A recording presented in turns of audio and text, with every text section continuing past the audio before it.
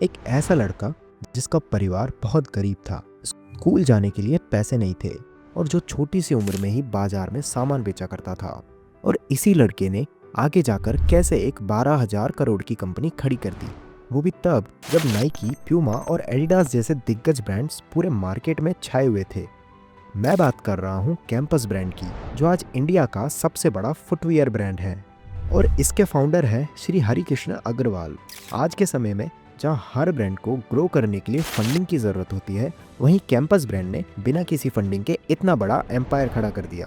आज उसके पास 35 से ज़्यादा एक्सक्लूसिव स्टोर्स, 20,000 से ज़्यादा रिटेल आउटलेट्स और अपनी खुद की ऑनलाइन वेबसाइट है। इसके अलावा बॉलीवुड और क्रिकेट के मशहूर सितारे विक्की कौशल और सचिन तेंदुलकर भी इनके एड कैंपेन का हिस्सा है। हम सभी ने कभी ना कभी तो कैंपस ब्रांड के जूते जरूर पहने होंगे, लेकिन क्या आप जानते हैं कि ये छोटा सा ब्रांड नाइकी और एडिडास जैसे इंटरनेशनल ब्रांड्स को पीछे छोड़ते हुए कैसे इंडिया का सबसे बड़ा फुटवेयर ब्रांड बन गया।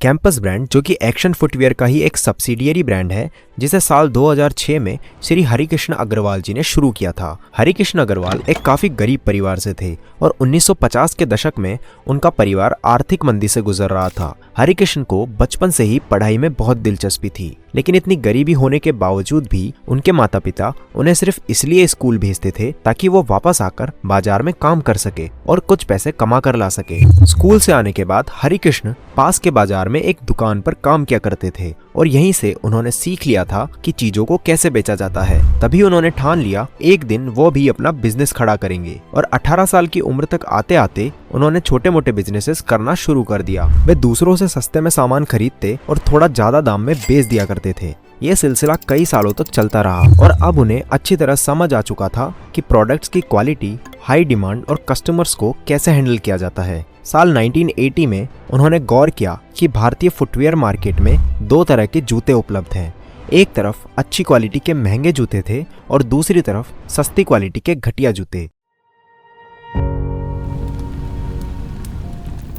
इस मौके को देखते ही अग्रवाल जी ने ठान लिया कि अब उन्हें खुद फुटवियर इंडस्ट्री में उतरना है। हालांकि उन्होंने समझ लिया था कि सामान इधर उधर बेचना जितना आसान लगता है, उतना ही मुश्किल एक मैन्युफैक्चरिंग हब खड़ा करना होता है। ये किसी चुनौती से कम नहीं था, लेकिन अपने बिजनेस ज्ञान और सूझबूझ से उन्होंने साल 1983 में दिल्ली में अपना खुद का फुटवियर ब्रांड लॉन्च कर दिया। किसी भी बिजनेस को शुरू करने के लिए पैसों की जरूरत तो होती ही है और मैन्युफैक्चरिंग जैसे काम में तो काफी ज्यादा फंडिंग लगती है, लेकिन अग्रवाल जी के पास इतने पैसे नहीं थे।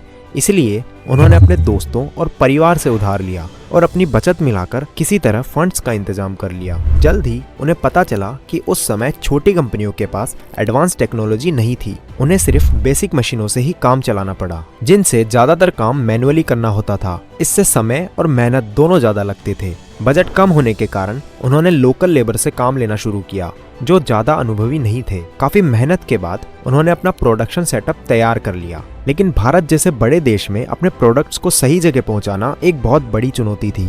हालांकि उन्होंने अपनी कम्युनिकेशन स्किल्स का उपयोग करके होलसेलर्स, रिटेलर्स और लॉजिस्टिक पार्टनर्स को अपने प्रोडक्ट्स बेचने के लिए तैयार कर लिया, लेकिन इससे भी कोई फायदा नहीं हुआ। लोगों ने उनके जूतों को नेगेटिव फीडबैक्स देना शुरू कर दिया। उनके जूते सस्ते तो थे, लेकिन उनकी क्वालिटी बहुत खराब थी। उसके बाद उन्होंने अपने जूते बेचकर जितने भी पैसे कमाए थे, उनसे अपनी कंपनी में बदलाव किए और साथ ही अपनी मशीनों को इम्प्रूव किया। अच्छे क्वालिटी का रॉ मटेरियल और अच्छे कारीगरों को काम पर रखा ताकि उनके जूते और बेहतर बन सके। और इतना ही नहीं, उन्होंने अपने डिस्ट्रीब्यूटर को अच्छा खासा कमीशन देना शुरू कर दिया और बड़ों से लेकर बच्चों के स्कूल शूज भी बनाने लगे। उनके स्कूल शूज मार्केट में इतने ज्यादा पॉपुलर हो गए थे कि हर माता पिता अपने बच्चों को एक्शन के ही स्कूल शूज दिलाते थे और ये शूज कई स्कूलों की ड्रेस का हिस्सा बन चुके थे। हरिकृष्ण जी ने अब अलग अलग प्रकार के जूते बनाना शुरू कर दिया था, जिसमें सैंडल्स, स्पोर्ट्स शूज, बूट्स और फॉर्मल शूज भी शामिल थे। और अपने ब्रांड को ज्यादा से ज्यादा लोगों तक पहुंचाने के लिए उन्होंने कई इमोशनल एड कैंपेन चलाए, जिसमें उन्होंने ये दिखाया कि उनके जूते कंफर्टेबल होने के साथ साथ उनकी क्वालिटी भी बहुत अच्छी है। और उन्होंने अपने ब्रांड को प्रमोट करने के लिए सचिन तेंदुलकर को अपना ब्रांड एम्बेसडर बना लिया, जिससे उनका ब्रांड काफी ज्यादा पॉपुलर हो गया और सस्ते और क्वालिटी शूज बेचने वाला इंडिया का सबसे बड़ा ब्रांड बन गया।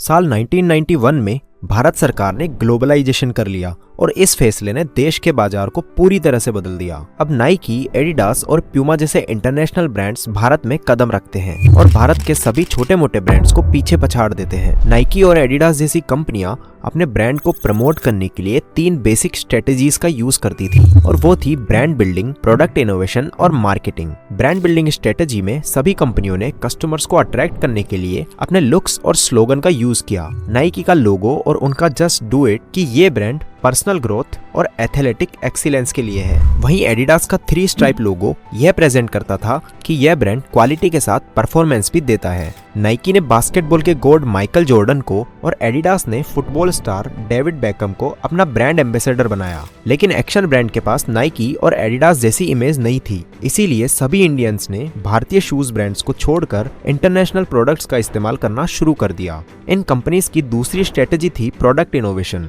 और इससे नाइकी ने अपने इनोवेटिव प्रोडक्ट के साथ साथ एक नया रास्ता बनाया और अपने कॉम्पिटिटर्स को पछाड़ दिया। कंपनी ने रिसर्च और डेवलपमेंट में पानी की तरह पैसा बहाया और एयर मैक्स और एयर जूम जैसे एडवांस शूज लॉन्च किए जो काफी कंफर्टेबल थे और परफॉर्मेंस में भी बेहतरीन थे। इसके अलावा नाइकी की तीसरी स्ट्रेटेजी थी स्ट्रॉन्ग मार्केटिंग, जिससे नाइकी ने एक्शन ब्रांड को नीचे कर दिया। नाइकी ने कई इमोशनल और इंस्पायरिंग एड कैंपेन चलाए और बड़े बड़े स्पोर्ट्स इवेंट्स और टीम्स को स्पॉन्सर किया, जिससे नाइकी हर जगह छा गया। वहीं एडिडास ने नथिंग इम्पॉसिबल नाम का एक एड कैंपेन चलाया और ओलंपिक व वर्ल्ड कप जैसे बड़े इवेंट्स को स्पॉन्सर किया, जिससे सभी स्पोर्ट्स लवर्स एडिडास को पसंद करने लगे। एक्शन ब्रांड को इतने बड़े लेवल पर मार्केटिंग करना पॉसिबल नहीं था, लेकिन फिर भी मार्केट में अपनी पकड़ बनाए रखने के लिए कंपनी ने इमोशनल एड कैंपेन चलाए जो उसके रेगुलर कस्टमर्स को जोड़ने में मदद करते थे। लेकिन एक्शन भारतीय मार्केट को काफी टाइम से बहुत बारीकी से ऑब्जर्व कर रहा था और उसे मार्केट में भारी चेंजेस दिख रहे थे, क्योंकि इन कमियों को बाकी बड़े ब्रांड्स ने इग्नोर कर दिया था।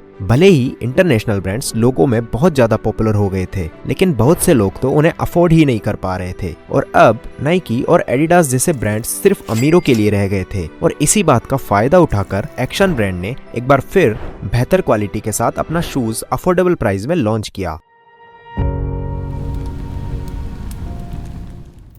साल 2006 में एक्शन ने कंपनी का नाम बदलकर कैंपस शूज रख दिया, जो कि इंटरनेशनल फील देता था, और इन्होंने अपनी मैन्युफैक्चरिंग फैसिलिटीज को इंक्रीज किया और एक ब्रांड न्यू ब्रांड बन गया। जो फुटवेयर नाइकी और एडिडास 4 से 5,000 रुपए में बेचा करते थे, वहीं कैंपस ने सेम क्वालिटी के शूज 800 से 1000 रुपए में बेचना शुरू कर दिया और अब इनके शूज को लोग बहुत ज्यादा पसंद करने लगे थे। ये शूज दिखने में भी बहुत अच्छे थे और अफोर्डेबल थे। कैंपस ब्रांड के पास स्ट्रॉन्ग डिस्ट्रीब्यूशन नेटवर्क था और साथ ही उसे मार्केट में 22 साल हो गए थे, लेकिन ये ब्रांड अभी भी यूथ में इतना पॉपुलर नहीं था। इसीलिए उन्होंने 2015 में वरुण धवन को अपना ब्रांड एम्बेसडर बनाया, जिससे ये ब्रांड यूथ में काफी ज्यादा पॉपुलर हो गया। साल 2016 ये वो टाइम था जब जियो मार्केट में कदम रखता है और इंटरनेट सेवा फ्री होने की वजह से सभी लोग ऑनलाइन में अपग्रेड हो रहे थे और कैंपस ने उसी टाइम अपने ऑफलाइन और ऑनलाइन दोनों में पैसे इन्वेस्ट किए थे। कैंपस ने ऑफलाइन मार्केट में अपने 16 से ज्यादा एक्सक्लूसिव स्टोर्स खोले और अपने शूज को मल्टी ब्रांड रिटेल स्टोर्स पर रखा और साथ ही उन्होंने खुद की ऑनलाइन वेबसाइट भी लॉन्च की और इसके अलावा उन्होंने अदर ई कॉमर्स वेबसाइट्स जैसे अमेजोन और फ्लिपकार्ट पर अपने शूज लिस्ट किए, जिससे उनके शूज और भी ज्यादा पॉपुलर हो गए। साल 2020 ये वो टाइम था जब पूरे वर्ल्ड में कोविड-19 की लहर चल रही थी,